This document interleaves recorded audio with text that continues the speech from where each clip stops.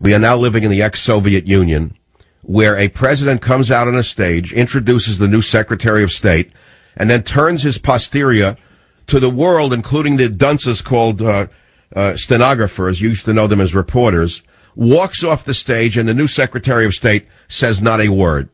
No one gets to ask the Secretary of State, "Sir, would your policies be any different than the woman with a concussion?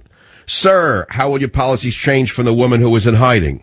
Sir, do you intend to increase the protection of Christians in Egypt? Sir, will our policies towards Israel change in any way?" Not one question. Walks off the stage and flies off to Hawaii. And there's not a murmur in the press. Instead, they attack the NRA for daring, by the way, say what I said on the show last Friday. I called for police or retired military in every school in America, and I'm glad to see the NRA is listening to the savage nation. I'm glad to see that they're listening to somebody with common sense. But did you see what the idiots in the media did when common sense suddenly stated the obvious? Put an armed guard, a policeman in every school. Why would the left go crazy over that? What is wrong with that idea? Now, I'm not asking you that. The answer is nothing. The answer is there's something wrong with liberals who have a mental disorder.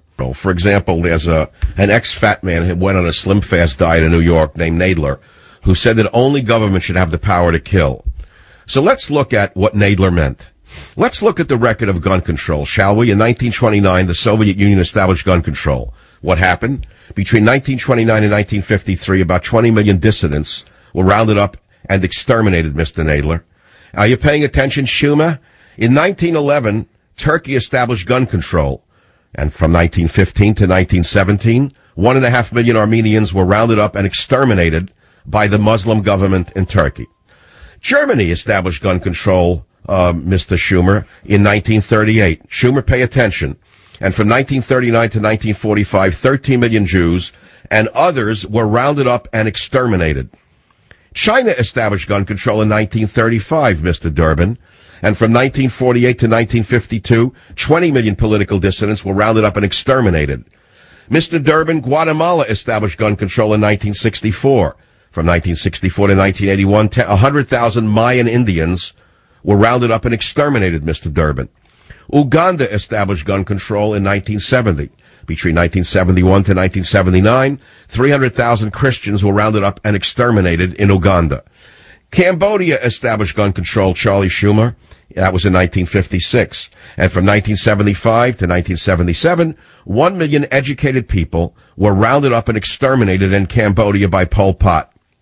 Total, defenseless people rounded up and exterminated in the 20th century directly as a result of their inability to defend themselves against a despotic government, 56 million people. That's the record of the new Soviet United States of America, and we must not let them make us defenseless, no matter how they try to sell a big lie. I had to get that out. So you can go from the ridiculous to the sublime, and you can go from the sublime to the insane. Whichever way you turn, you've got a government that is disconnected not only from reality, but from history itself.